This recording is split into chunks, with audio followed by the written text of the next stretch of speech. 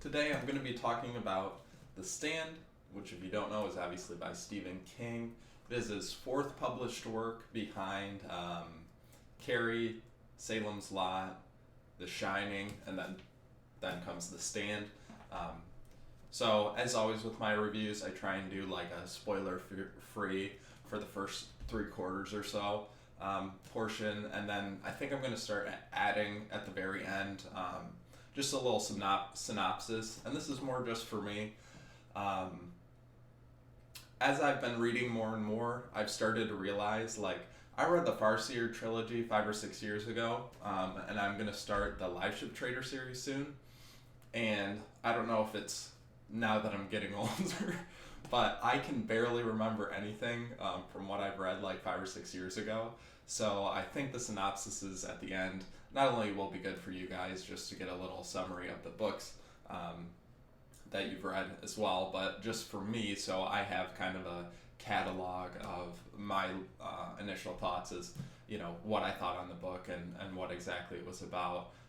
That's still fresh in my mind, and that way, if it is a series, not so much for The Stand, but it does still apply because if you don't know, Stephen King writes in what he calls the multiverse, which is just this basically every one of his books, or almost every one of his books, takes place in this multiverse, and they all have subtle connections or not so subtle connections at some point. So that's my just initial thoughts and kind of the format of these reviews going forward. But The Stand was a very, very good book. I did mention in my book haul video and my TBR that I had a complicated relationship with it. If you don't know anything about it, so it's about a pandemic, a super flu, that wipes out like 99.7% of the population in the whole world. So it completely devastates society, obviously, and it creates, kind of this dystopian environment.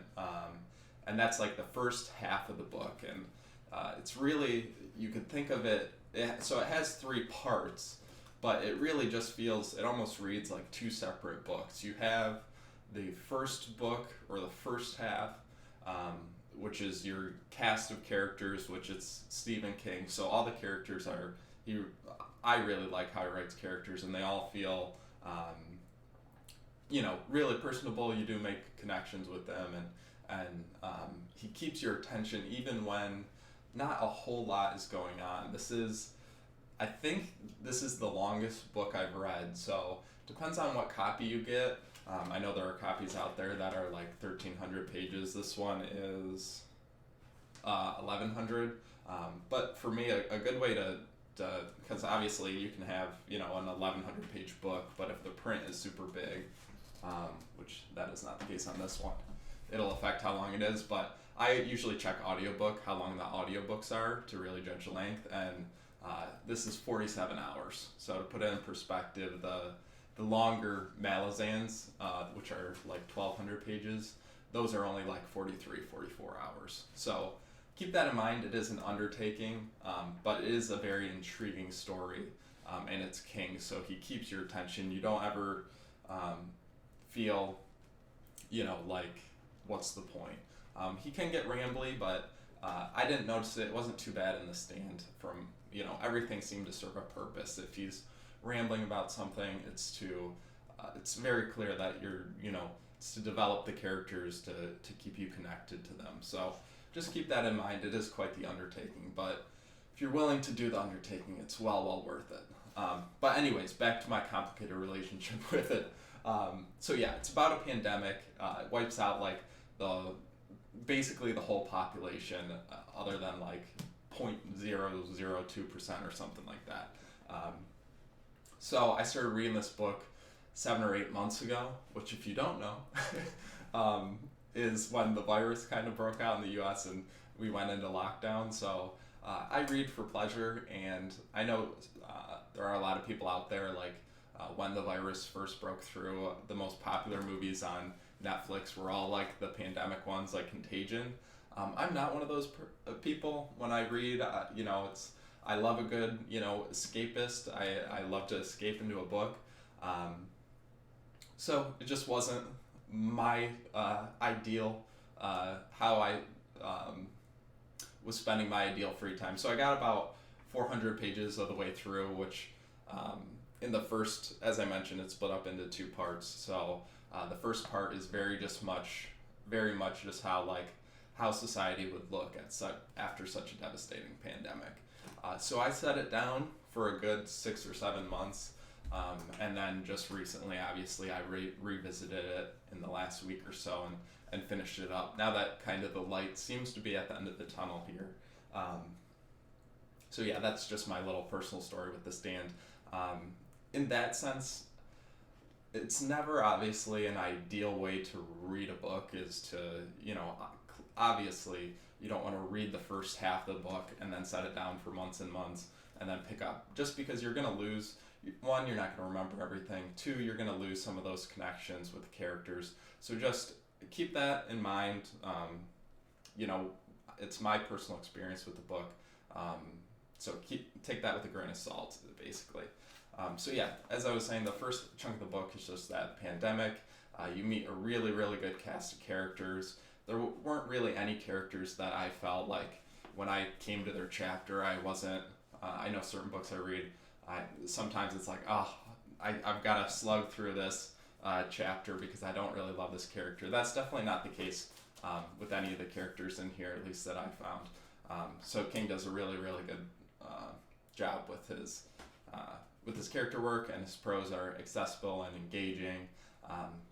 And then the second half of the book, I won't get too much into the details here in my non-spoiler portion, but let's just say things ramp up. You do have kind of like this big baddie that's in there. His name's Randall Flagg, and in the first chunk you do catch like glimpses of him, but he really gets fleshed out more and more in the second half of the book, and then kind of you meet another character who's kind of his opposite. If Randall Flagg is like the symbol of evil, you meet Miss Abigail, who's like this 108-year-old woman, such a great character, but it's kind of like the symbol of faith and hope. So the dynamic between those two and the foil on each other, I found really, really nice and was really intriguing. I do have a few criticisms, and I don't know if they're justified, just because, like I said, take this with a grain of salt because I did set down the book for so long. But, and I don't know if it's just because I'm not entirely used to reading a self-contained story, even one that's so long as this. But certain characters do die, obviously, in this book, and I think a good judge for me of how, not necessarily good, but a nice litmus test for me is as far as how I feel about the book and how much of an impact it's, or how invested I am in the story, is when characters die, is it impactful to me? Am I, feeling that loss or whatever? Am I, upset that, in the rest of the story, they're no longer going to be there? And to me, in The Stand, the character deaths, I don't know if it's because I was expecting them because it's a King novel, but they just didn't impact me very significantly. And like I said, maybe that's because I took such a long break between reading the first 400 pages and reading the last 2/3 of it. So maybe that's unfair, but that's just my personal opinion. Let me know in the comments if you guys have felt that, if you've read The Stand already. But that was just my experience with it. I think I have been spoiled by Malazan. Not that Malazan is like the greatest thing to ever touch the page, but Malazan is such a long story, and I'm almost done with it now. I'm 9/10 of the way done. But when characters die in Malazan, especially early on, it feels devastating. At times you're weeping at the deaths of character. So I think that Malazan, because I've been reading so much of that, has set the bar so high for me as far as character deaths go, and I just didn't get the same impact with The Stand. And maybe that's an unfair comparison, because The Stand is standalone, and Malazan obviously has so much more time to get you invested in characters. But that's just a slight criticism. Overall, though, I think it's a tremendous book. If I had to put it in a tier, I think it's A tier for me, not S tier, which I know might be controversial because most people consider this one of King's best works, and I do think it is. I've only read now The Stand and The Shining, but I like The Shining way, way better, in my opinion. Like I said, The Stand is great, but The Shining to me was just on a different level. Shining goes down as one of like the all-time greats I've ever read, and that's what S tier's reserved for. So The Stand doesn't quite match up to that, but just no, that doesn't mean this is a bad book or even an average book. This is still very, very good, just not quite on that same level. So that's where I'll stop the spoilers or stop the non-spoiler review, and then I'll just start and do a quick synopsis. So if you're here for the non-spoiler part, thank you for coming. Like, subscribe, I'd appreciate it. And then now I'm just gonna do just a quick synopsis on just some of my thoughts. But yeah, so the first part of the first chunk of the book is obviously the non-pandemic or the pandemic part, where you're really, and I know I've spoken about this a little bit already, so I won't go too in depth. But it's just more, I prefer the first chunk. You're just kind of learning about all these characters and how they would experience, or how humans would deal with such a devastating pandemic level event like that. And I think it is telling you, you would, I think, in real life get kind of separate into two chunks of people. People that would be willing to work together, and those that would be trying to take advantage of everything they could at whatever cost. So yeah, I really, really loved the first chunk of the book, and the second chunk was good, really good too, but I don't know, I just, like I said with the whole, like, the deaths weren't that impactful, but anyways, I'm repeating myself. Onto the trying to focus on the synopsis. So Nick dies. Nick was one of my favorite characters. He's obviously the Death to Mute, if you guys have forgotten. I assume you've read it if you're watching this portion of the video. And he dies by kind of sacrificing himself to defuse the bomb that Randolph has, or not Randolph, what is, Harry, I think? Yeah, Harold, had set, and Harold and Nadine have kind of fully gone over to the dark side, if you will, at this point. And so they plant the bomb for the committee meeting, trying to take out all of like the good side. I'll just call them the good and bad side, because it's very clear what King was doing here. So they try and take out kind of the Miss Abigail's leaders and all that. And they find out at the last second, Nick kind of has a gut feeling, so he goes and checks the closet where there's a bomb, and he goes to defuse it, and only a few people die. And kind of what I've already said before, where the deaths weren't that impactful. Nick was one of my favorite characters, and maybe it is because he sacrificed himself to save, he sacrificed himself for the greater good.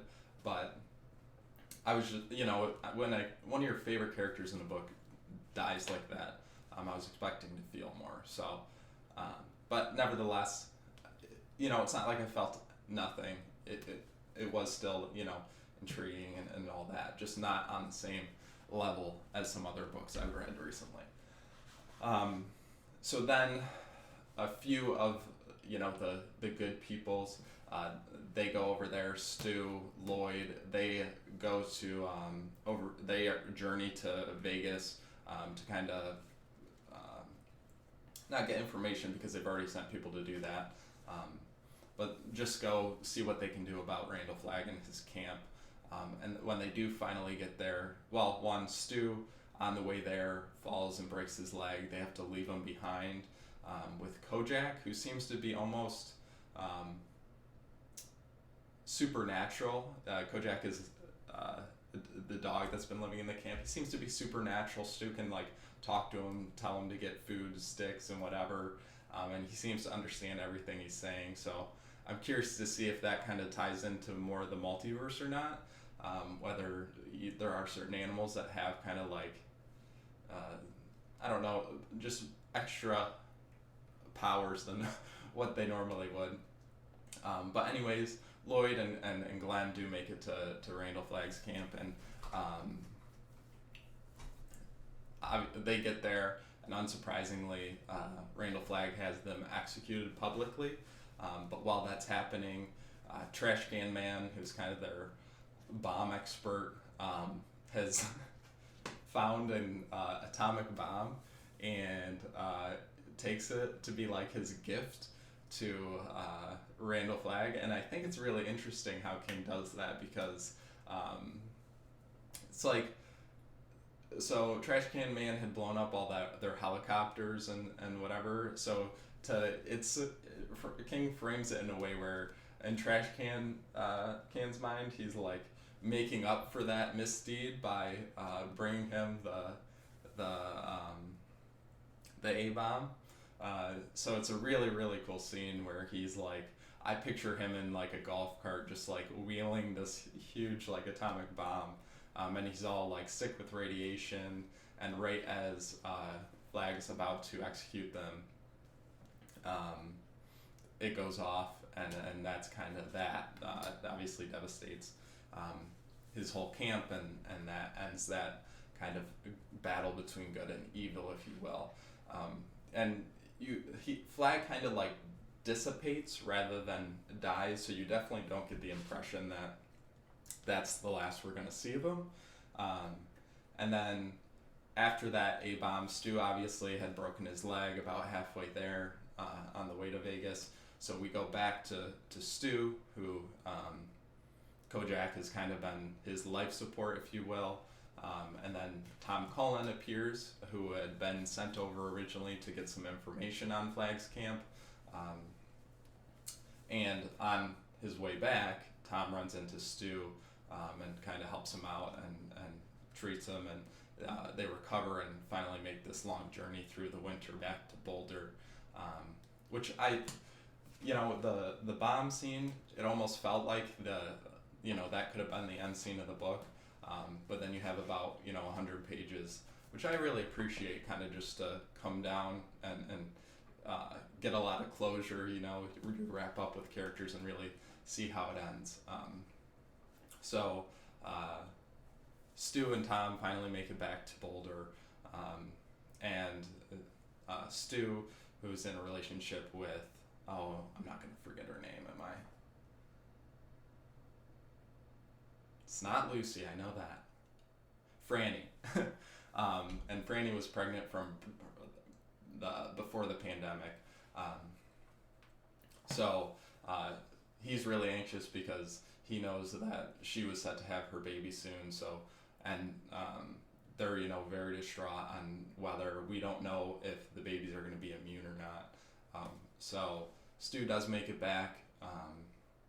Franny has had her baby at that point, and he is sick with Captain Trips. So they're devastated, obviously. Looks like that's going to be the end of humanity. But then a few days goes by, and the baby does turn around, and it sounds like, or they frame it that, the babies just need time to fight off the infection, and some may die, but it looks like there's hope for humanity. So it ends on a really positive note. And then the last scene is Flagg kind of appearing in this,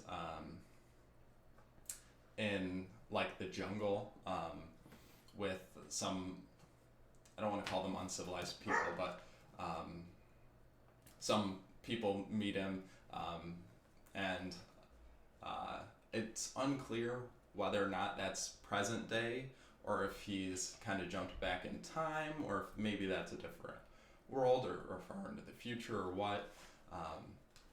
But you're left off with Flagg kind of like grinning to himself, being like, oh, I'm going to show these people how to be civilized.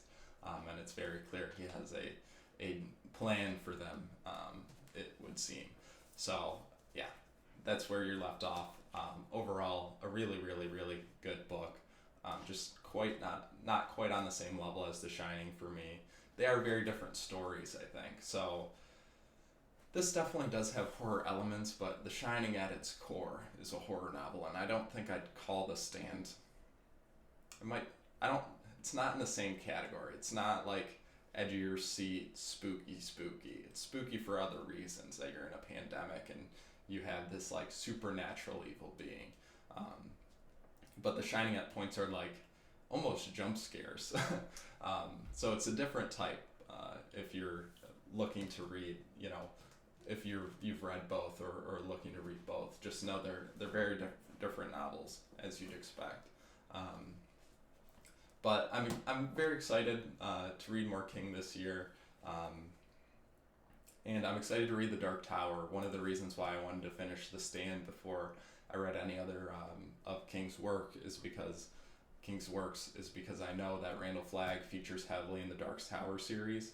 He is kind of, from what I understand, is that same antagonist, like big bad evil guy, and that carries over into the Dark Tower. So I wanted to read The Stand to help me make those connections with the multiverse, but also give me some context and some background for the Dark Tower. So anyways, I hope you guys enjoyed. Let me know your thoughts on The Stand, how you guys liked it, if you feel my criticisms are unjust, or where you rank it in your all-time favorite King novels. Thank you very much. Hope you guys enjoyed.